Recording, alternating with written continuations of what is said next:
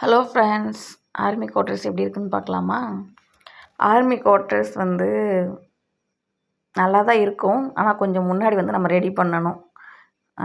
முன்னாடி இருந்தவங்கலாம் பார்த்தீங்க அப்படின்னா ஆர்மி குவார்ட்டர்ஸில் யாரும் எதுவும் கேட்க மாட்டாங்க. அதனால் என்ன பண்ணுவாங்க, இஷ்டத்துக்கு ஆணி அரைஞ்சிப்பாங்க. திடீர்னு ஒரு குவார்ட்டர்ஸில் ஒரு 6 மாதம் இருப்பாங்க. அடுத்தவங்க சுச்சுவேஷனால் கிளம்பி போயிடுவாங்க. ஆனால் இவ்வளோ இதை நான் இங்கே இவ்வளோ மோசமாக நான் பார்த்ததில்ல. நிறைய அதாவது முன்னாடி இருக்கிறவங்க ஒவ்வொருத்தவங்க என்ன பண்ணுவாங்க, சும்மா நார்மலாக ஒரு கோட்டிங் பெயிண்ட் அடிச்சுட்டு வருவாங்க. ஒரு சிலர் கொஞ்சம் பிள்ளைங்க இருக்காமல் செய்யாமல் இருந்துச்சு அப்படின்னா நார்மலாக இது பண்ணிவிட்டு வந்து எனக்கு உள்ளே வந்தது வாமிட்டே வந்துடும் போல் அந்த மாதிரி இருந்தது. இருந்தாலும் அப்படி சொல்லக்கூடாது, ஏன்னா அப்படி சொல்லக்கூடாது. இருந்தாலும் ஏன்னா நம்ம தானே வேலை பார்க்க போகிறோம். ஆமாம், எனக்கு 2 பசங்க, எங்கள் வீட்டுக்கார். இவங்க பாட்டுக்கு சாப்பிட்டு உட்காந்துப்பாங்க. நம்ம தானே ஃபுல்லாக வேலை பார்க்கணும். பார்த்தா எல்லா பக்கமும் சுவர் இப்படி பொறிஞ்சிக்கிட்டு இருக்கு. அது பெயிண்ட்டு கொஞ்சம் அப்புறம் ஒரு ஆள் விட்டு கொஞ்சம் பெயிண்ட் அடித்ததுக்கப்புறம் தான் சரி இந்த வீட்டில் நம்ம இருக்கலாம் அப்படிங்கிற ஒரு ஃபீலே எனக்கு வந்துச்சு பார்த்துக்கோங்க. எல்லா பக்கமும் சுவர் பொறிஞ்சிருச்சு. இந்த வீட்டில் அப்படி பார்த்தா போன மாதம் வரைக்கும் ஆள் இருந்துட்டு தான் போயிருக்காங்க. அப்போ எப்படி தான் இருந்துட்டு போனாங்கன்னு எனக்கு தெரில. இப்போ இந்த ரூம்லாம் பார்த்தீங்கன்னா சும்மா ஒரு கோட்டிங் சாண்டல் கலரில் பெயிண்ட் வாங்கி அடித்தாச்சு. நம்ம இருக்க போகிறது இன்னும் 2 வருஷம் தானே. ஒரு ஆள் விட்டு அடித்தது. அப்புறம் அவங்க அந்த புட்டி மாவு கலக்கி வச்சுருந்தாங்க. எங்கள் வீட்டுக்காரர் தேவையில்லாத ஆணியெல்லாம் பிடுங்கிட்டு அவங்களால முடிஞ்சதை எல்லாத்தையும் செஞ்சுக்கிட்டு இருந்தாங்க. 2 ஆள் வர சொன்னால் ஒருத்தவங்க தான் வந்தாங்க. சரி, அவங்க புட்டி மாவு கலக்கி வச்சுருந்தாங்களா, அதனால் ஏன்னா ஒரு ஆளுங்கும்போது கரெக்ட் அடித்து விட்டுட்டு போயிடுவாங்க அரைக்குறையா அப்படின்ட்டு. சரி, நம்மளால் செய்கிறத செய்வோம் அப்படின்னு சொல்லி எங்கள் வீட்டுக்காரர் புட்டி பார்த்துக்கிட்டு இருந்தாங்க. சும்மா புட்டினா பெருசெல்லாம் இல்லை, சும்மா அந்த ஓட்டையாக அடைச்சி விட்றது அவ்வளோதான். ஆனால் இதுக்கு முன்னாடி நான் அசாம், ராஜஸ்தான்லலாம் இருந்திருக்கேன். ஆனால் இவ்வளோ இதாக இருந்ததில்லை. இது கொஞ்சம் பழைய பில்டிங் தான். ஒரு எப்படி பார்த்தாலும் 20, 25 வருஷம் இருக்கும்னு நினைக்கிறேன் இது கட்டி. எத்தனை வருஷம் ஆனாலும் ஆர்மி குவார்ட்டர்ஸ் எப்படி தெரியுமா, அவங்க பாட்டுக்கு கொத்தி பூசிட்டு அப்புறம் இது போடும்போது டைல்ஸ் போட்டிருக்க மாட்டாங்க, சிமெண்ட் போட்டிருப்பாங்க. அதுக்கப்புறம் என்ன பண்ணியிருப்பாங்க, ஒரு மெயின்டெனன்ஸ் பண்ணும்போது திரும்பி டைல்ஸ் ஒட்டி போனது வந்ததை பார்த்து விடுவாங்க. சுவிட்சு போர்டு கூட பார்த்தீங்க அப்படின்னா ஒரே ஒரு ரூமுக்கு ஒன்றே ஒன்று. அதுவும் எங்கே இருக்குது, கீழே இருக்குது. அது கூட எதுக்கு ஃபிட் பண்ணியிருக்காங்கன்னா கூலருக்காண்டி. ஏன்னா அந்த பில்டிங் கட்டும்போது மொபைலே இருந்திருக்காது, டிவியே ரொம்ப ரேராக இருந்திருக்கும். அது இந்த கூலரை கனெக்ட் பண்ணி மட்டும் அதுக்கு ஒவ்வொரு சுவிட்சு போர்டு வச்சு விட்ருக்காங்க. இப்படி தான் இருந்தது. சரி, அவங்க பெயிண்ட் அடிக்க வந்தவங்க சரி அவங்க வேலையை பார்க்கட்டும். நமக்கும்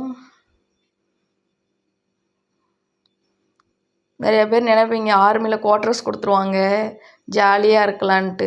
நாங்கள் ஒவ்வொரு தடவையும் போகும்போது ஏன்டா போகிறோம் அப்படிங்கிற சுச்சுவேஷனில் தான் இருக்கோம். நிறைய பேர் நினைப்பாங்க லக்னோவில் இருக்காங்க, ஜம்முவில் இருக்காங்க, ஜாலியாக இருக்காங்கன்ட்டு. ஆனால் வீட்டை கழுவுறவர்களுக்கு தான் அதோட கஷ்டம் தெரியும். எனக்கு தெரிஞ்சு ஜம்முவில் மட்டும் நான் 3 குவார்ட்டர்ஸ் மாறினேன். திரும்பி அங்கே ஜம்முவில் வெக்கேட் பண்ணி லக்னோ வந்தால் லக்னோவில் ஒரு ஃபஸ்ட்டு ஒரு வீடு, 2வது ஒரு வீடு, 2 வீடு, ஒரு வருஷத்துல 2 வீடு மாறியாச்சு. இப்போ இது 3வது குவார்ட்டர்ஸு. இன்னும் முடிவு பண்ணிட்டேன், இன்னும் காலி பண்ணால் ஒரேடியாக ஊருக்கு தான் அப்படின்ட்டு. ஏன்னா ஒவ்வொரு இடமா கழுவி முடியல பார்த்துக்கோங்க. இந்த மாதிரி இருந்தது. அதுக்கப்புறம் நாங்கள் நிறையா வேலைகள் பார்த்து செஞ்சு ஓரளவுக்கு ஒரு வீடு ஃபீல் வந்துருச்சு, மாற்றியாச்சு. மேலெல்லாம் பார்த்தீங்கன்னா கிச்சனுக்கு மேலே பாசம் பிடிச்சி போயெலாம் கிடந்தது. அப்புறம் அது இதுன்னு போட்டு கெமிக்கல்ஸு, ஹார்பிக்ஸு அது இதுன்னு போட்டு கழுவி ஒரு வீடு மாதிரி கொண்டு வந்தாச்சு. நான் உங்களுக்கு அடுத்த வீடியோ போட்டு விட்றேன். அதுக்கப்புறம் நாங்கள் எப்படி மாற்றிருக்கிறோம் அப்படின்னு சொல்லிட்டு.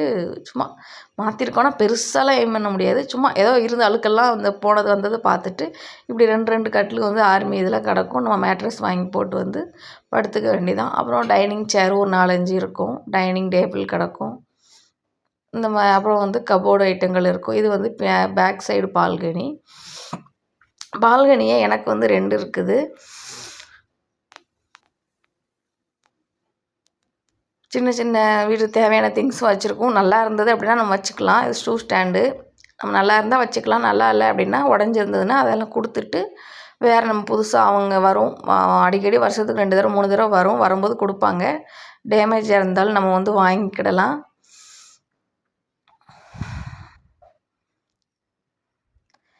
இவங்க பெயிண்ட் அடிக்கிற வரைக்கும் எனக்கு வேலை இல்லை. பெயிண்ட் அடித்து முடிச்சதுக்கப்புறம் தான் என் வேலை ஸ்டார்ட்டே ஆனது.